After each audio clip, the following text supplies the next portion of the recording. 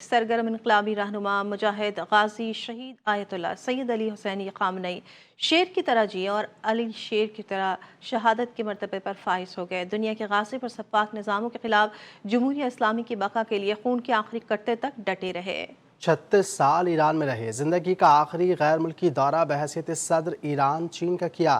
اسرائیل اور امریکہ کے حملے میں جان اللہ کے سپرد کر دی، لیکن حسینی افکار پر کوئی لفظ نہ آنے دیا۔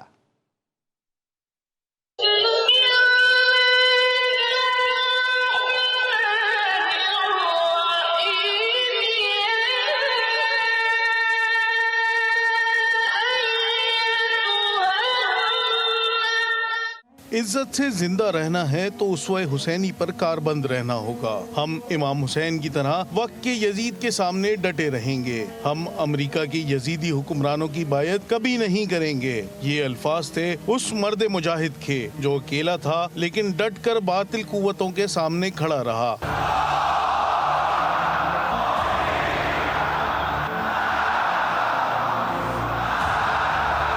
سید علی خامنئی ایک عالم باعمل شخصیت تھے۔ 19 اپریل 1939 کو مشہد کے باوقار مذہبی گھرانے میں آنکھ کھولی۔ ان کے والد سید جواد خامنئی کا شمار مشہد کے جید اور قابل احترام علماء میں ہوتا تھا۔ گھر میں پہلے ہی قابل اور جید علماء کرام موجود تھے تو پھر سید علی خامنئی کو اپنے مستقبل کا پہلے سے کیوں نہ پتا ہوتا۔ سید علی خامنئی ذہین تھے اور اتنے ذہین کہ 4 سال کی عمر میں ہی مشہد میں درس قرآن سے تعلیم کا آغاز کیا۔ 1957 میں نجف اشرف چلے گئے، لیکن جلد ہی والد کی خرابی صحت کے باعث واپس مشہد آ گئے اور پھر قم میں ہی بس گئے اور سب سے بڑی دینی یونیورسٹی حوزہ علمیہ قم میں داخلہ لیا اور آیت اللہ سید حسین بروجردی اور آیت اللہ سید روح اللہ خمینی کی شاگردی اختیار کی۔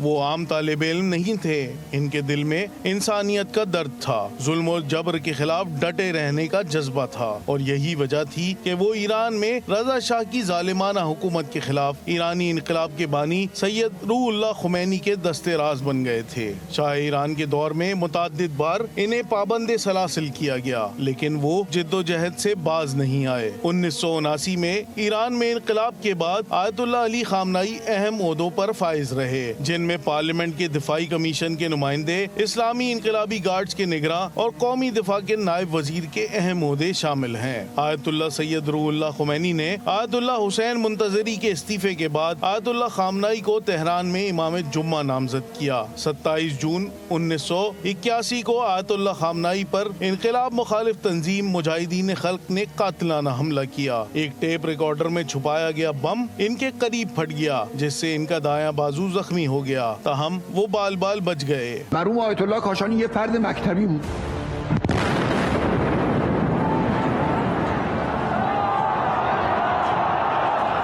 سید علی خامنئی 1981 میں ہی ایرانی صدر محمد علی رجائی کی شہادت کے بعد صدارتی انتخابات میں 97% ووٹ لے کر ایران کے صدر بنے اور پھر ایرانی انقلاب کے بانی رہنما سید روح اللہ خمینی کے وصال تک ایران کے صدر رہے۔ 4 جون 1989 کو آیت اللہ سید روح اللہ موسوی خمینی کے انتقال کے بعد وہ ایران کے سپریم لیڈر بنے اور اپنی زندگی کے آخری لمحے تک آیت اللہ خمینی کے لائے گئے انقلاب کے محافظ بنے رہے۔